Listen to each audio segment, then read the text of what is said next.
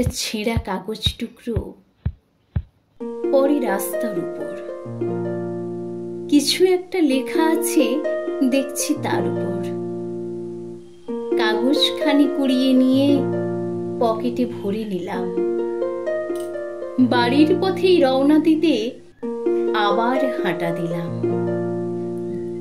পথ চলতে চলতে ভাবনা আসছে অনেক মনে। কোনোদিন কি কাগজখানি ছিল খাতার সনে? তখন লিখেছে কত লেখা, সুখ দুঃখের কথা। আজ কি এটা মূল্যহীন? তাই তো পড়ে হেথা। বার্তা নিয়েই যেত বয়ে এই কাগজখানি। এখন এই পদ্ধতি অতীত, আমরা সেটা মানি।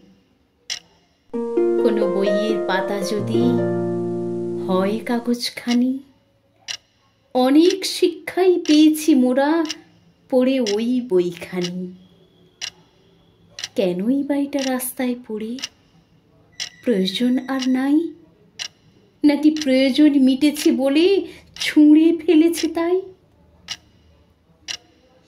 বাস্তব বড়ই কঠিন এখন।